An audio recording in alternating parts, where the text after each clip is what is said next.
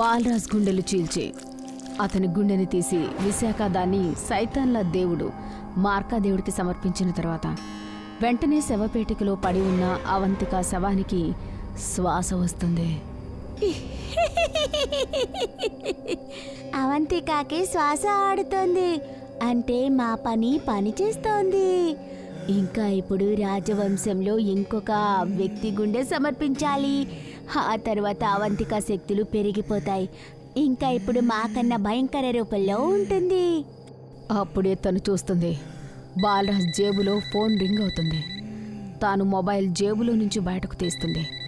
అయితే ఆ ఫోన్ జైవాన్ది. తను మొబైల్ చెవు దగ్గర పెట్టుకుని బాలరాజ్ గొంతులో మాట్లాడుతుంటుంది. ఎక్కడున్నావు నువ్వు?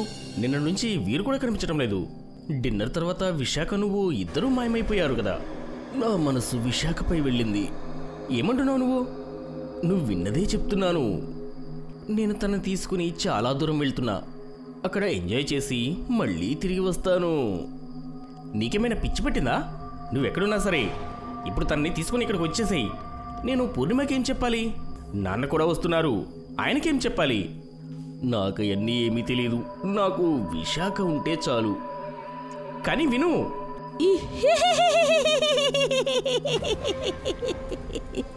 పూర్ణిమ జైవాన్ వెనుక నిలబడి అన్నీ వింటూ ఉంటుంది. మీ చెడు దృష్టి ఉన్న తమ్ముడైతే నా చెల్లిని మాయం చేశాడు. ఎక్కడ ఉంది నా చెల్లెలు? తిరిగి రమ్మనండి తనని. బలరాజ్ తనతో మాట్లాడించలేదు నన్ను. ఇప్పుడు ఫోన్ కూడా స్విచ్ ఆఫ్ చేశాడు. మీరైతే కేవలం ఎంజాయ్ చేయాలి అనుకుంటారు, కానీ నేనైతే మిమ్మల్ని ప్రేమిస్తున్నా. కానీ ఇప్పుడు నాకు మీ రాజకుటుంబం గురించి తెలిసిపోయింది. ఇంకా ఇప్పుడు నేను ఇక్కడ ఒక్క క్షణం కూడా ఉండను. జైవాన్ తనని పట్టుకుని గట్టిగా హత్తుకుంటాడు. నువ్వు నా గురించి తప్పుగా అనుకుంటున్నావు. నేను బలరాజులా కాదు. ఒకవేళ నీకు నమ్మకం లేకపోతే ఈరోజే మనం పెళ్లి చేసుకుందాము. పూర్ణిమ కళ్ళు ఎర్రగా మెరిసిపోతూ ఉంటాయి. ఇంకా తన మొహం పైన ఆనందం కనబడుతుంది. మీరేమంటున్నారు సార్? ఒకవేళ పెద్దయ్య గారు వస్తే గొడవ జరుగుతుంది. నేను ఈ సమయంలో ఏమీ వినలేను. నాకు పూర్ణిమంటే ఇష్టం. మేము ఇవాళే పెళ్లి చేసుకుంటాం. ఒకవేళ మీరు నన్ను పెళ్లి చేసుకోవాలనుకుంటే మీరు మా పద్ధతుల ప్రకారమే పెళ్లి చేసుకోవాలి. మా జాతి వాళ్ళందరూ వాళ్ళ పెళ్లిళ్ళు ఒక్క దగ్గరే చేసుకుంటారు. నువ్వెక్కడున్నా సరే, ఎలా ఉన్నా సరే, నేను అక్కడికి వచ్చే పెళ్లి చేసుకుంటాను. అయితే రండి నాతో. జైవాన్ ధీరజ్ మాటలు పట్టించుకోకుండా అక్కడి నుంచి పూర్ణిమతో కలిసి వెళ్ళిపోతాడు. అతను అదే గుహ దగ్గరికి వెళ్తాడు. ఎక్కడికైతే అవంతిక శవం ఉంటుందో ఇప్పటికీ అక్కడ మాయ చేసే సామాను ఇవన్నీ పడి ఉన్నాయి. ఇంకా ఈ పక్క జైవాన్ దేవేంద్రకి ఫోన్ చేసి విషయమంతా చెప్తాడు. నేను ఇప్పుడే అక్కడికి వస్తున్నాను. అయినా కాకపోయినా అది ఆ రాక్షసుడి పని అనిపిస్తుంది నాకు. చాలా సంవత్సరాల క్రితం నేను ఆ రాక్షసుణ్ణి పండితుల సాయంతో గుహలో బంధించాను. దేవేంద్ర ప్రతాప్ అక్కడి నుంచి బయలుదేరుతాడు. మీరు నన్ను సొంతం చేసుకోవడానికి సిద్ధంగా ఉన్నారా? తప్పకుండా. కొంతసేపటి తర్వాత దృశ్యం ఏంటంటే పూర్ణిమ ఇంకా జైవాన్ ఇద్దరు ఒక హోమం ముందు కూర్చుంటారు. పూర్ణిమ ఏవో మంత్రాలు చదువుతుంటుంది. వాళ్ళ వెనుక ఒక పెద్ద రాయి ఉంటుంది. లేచి నిలబడండి. తన మాటలు వినగానే జైవాన్ లేచి నిలబడతాడు. పూర్ణిమ అతన్ని ఆ రాయి పైన పడుకోబెడుతుంది. ఇంకా అతన్ని చూసి నవ్వుతుంది. ఇదేమి ఆచారము? ఇది కూడా పెళ్లిలో భాగమేనా? ఆ మాట విని తను నవ్వుతుంది. ఇంకా అతన్ని నుదుటి పైన ముద్దు పెడుతుంది. ఇంకా ప్రేమగా అతని మొహం పైన తన చేతులతో నిమురుతుంది. మీరు కళ్ళు మూసుకోండి. జైవాన్ అతని కళ్ళు మూసుకుంటాడు. అప్పుడే అక్కడికి విశాఖ కూడా ప్రత్యక్షమవుతుంది. ఇంకా తను పూర్ణిమ చేతికి ఒక చాకునిస్తుంది. ఇంకా వాళ్ళు ఆ శవపేటిక మూతని తెరుస్తారు. అందులో భయంకరమైన రూపంలో అవంతిక పడుకుని ఉంటుంది. ఇద్దరు అక్క చెల్లెలు ఏవో మంత్రాలు చదువుతూ ఉంటారు. పూర్ణిమ చాకును గాలిలోకి పైకెత్తుతుంది. మార్కాదేవ్కి జయ హో! తను జైవాన్ కుండెలో చాకు పొడవబోతుంది. అంతలోనే అక్కడికి దేవేంద్ర ప్రతాప్ వస్తాడు. ఇంకా అతను పూర్ణిమాని తోసేస్తాడు. ఆ శబ్దం విని జైవాన్ కళ్ళు తెరుస్తాడు. నీకెంత ధైర్యం! పూర్ణిమ కళ్ళు ఎర్రగా మారిపోతూ ఉంటాయి. తన శరీరం రంగు మారిపోతూ ఉంటుంది. ఇంకా తను కూడా చాలా భయంకరంగా మారిపోతుంది. తన మొహం కూడా భయంకరంగా మారిపోతుంది. అది చూసి దేవేంద్ర చాలా భయపడతాడు.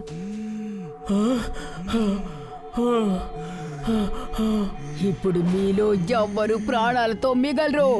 తను దేవేంద్ర పైన పడుతుంది. కానీ అతను ముద్దు పెట్టుకోగానే పూర్ణిమకి షాక్ కొడుతుంది. ఇంకా తను దూరంగా వెళ్ళిపడుతుంది. మీ దెయ్యమక్క నుంచి నన్ను అప్పట్లో కాపాడిన ఆ కవచమే ఇప్పుడు నా దగ్గర ఉన్నది. నీలాంటి దెయ్యాలు నన్ను ఏమీ చేయలేవు. కానీ నీ కొడుకుని నువ్వు కాపాడుకోలేవో. పూర్ణిమ వేగంగా పరిగెడుతూ జైవాన్ దగ్గరికి వెళ్తుంది. తను అతని మొహం పైన 2 సార్లు తన చేతి గోర్లతో దాడి చేస్తుంది. కానీ నేను నా కొడుకుని బలి ఇవ్వను. మా పగ రాజవంశీయుల మీదే. నువ్వు మా అక్కని అంతం చేశావు. అందుకే మీ కుటుంబంలో 2 మగవాళ్ల గుండెను సమర్పిస్తే నా అక్క మళ్ళీ బ్రతుకుతుంది. ఇంకేంటంటే నీ కొడుకు కాకపోతే ఏంటి, మేము నీ గుండెను కూడా వాడుకోవచ్చు. పూర్ణిమ దేవేంద్రని నేలపైన పడేస్తుంది. ఇంకా అతనిపైన కూర్చుంటుంది. జైవాన్ అతన్ని కాపాడడానికి ముందుకు వెళ్తాడు. అప్పుడు విశాఖ అతన్ని పట్టుకుంటుంది. కానీ జైవాన్ మెడలో ఉన్న కవచం వల్ల విశాఖ శరీరం అంతా కాలిపోతుంటుంది. పూర్ణిమ తన చేతి గోర్లని వేగంగా దేవేంద్ర గుండెలోకి గుచ్చుతుంది. ఇంకా అతని గుండెను బయటకు తీస్తుంది. ఇప్పుడు విశాఖ కూడా కాలి బూడిదైపోతుంది. తను లేచి నిలబడి ఆ శవపేటిక దగ్గరికి వెళ్ళి ఇలా అంటుంది, బలి స్వీకరించండి మార్కాదేవా. అప్పుడే అక్కడ ఒక పెద్ద వెలుగు వస్తుంది. ఇంకా పూర్ణిమ చేతిలోని గుండె మాయమైపోతుంది. మరుసటి క్షణంలోనే అవంతిక కళ్ళు తెరుచుకుంటాయి. ఇంకా తను గట్టిగా అరుస్తూ లేచి నిలబడుతుంది. నా అక్క లేచింది. నా ప్రియమైన చెల్లెలా, నువ్వు నన్ను బ్రతికించడానికి ఎంతో కష్టపడ్డావు. నీకు చాలా ధన్యవాదాలు. ఇప్పుడు మనం కలిసి ఈ గ్రామ ప్రజలందరినీ అంతం చేద్దాం. నేను నిన్ను ఎందుకు బ్రతికించానంటే అక్క, నాకు నీ శక్తులన్నీ కావాలి. కాబట్టి అవి నువ్వు బ్రతుకున్నప్పుడే నేను సొంతం చేసుకోగలను. నువ్వేం మాట్లాడుతున్నావు? అవంతికకి ఏదైనా అర్థమయ్యేలోపే పూర్ణిమ ఒక చాకు పైకి తీసి అవంతిక తలలో గుచ్చుతుంది. అవంతిక శరీరంలో నుండి శక్తులన్నీ బయటకొచ్చి పూర్ణిమ శరీరంలోకి వెళ్ళినట్టు కనబడుతుంది. ఇప్పుడు కేవలం పూర్ణిమ మాత్రమే ఈ గ్రామంలో ఉన్న యువకులందరినీ వేటగా మార్చుకుంటుంది. పూర్ణిమ మాత్రమే, కేవలం. జైవాన్ అతని మెడలోని మాల బయటకు తీసి పూర్ణిమ వైపు చూపిస్తూ తన దగ్గరికి వెళ్తుంటాడు. ముందుకు రాకు, లేకపోతే నిన్ను చంపేస్తా. నువ్వు చావాల్సింది. ఈ గ్రామాన్ని కాపాడుకోవడం ఇప్పుడు నాకు ఉన్న ప్రథమ కర్తవ్యం. జైవాన్ తను ఆపినా కూడా తన దగ్గరికి వెళ్తూ ఉంటాడు. ఆ మాలకి భయపడి తను తన అడుగులు వెనక్కి వేస్తూ ఉంటుంది. తన వెనకాలే ఉన్న శవపేటిక తన కాళ్ళకి తాకి తను అందులోనే పడిపోతుంది. జైవాన్ టక్కున మాలను తన శరీరం పైన వేస్తాడు. జైవాన్ బలంగా ఆ శవపేటిక మూతను మూసేస్తాడు.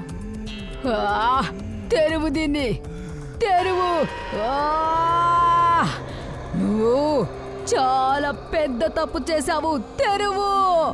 తనని ఆ శవపేటికలో బంధించి జైవాన్ తన నాన్న శవాన్ని జీప్లో కూర్చోబెట్టుకుంటాడు. ఇంకా అక్కడి నుంచి వెళ్ళిపోతుంటాడు. నేను మళ్ళీ తప్పకుండా తిరిగి వస్తాను. నా పగ తప్పకుండా తెచ్చుకుంటాను. నేను తప్పకుండా వస్తాను.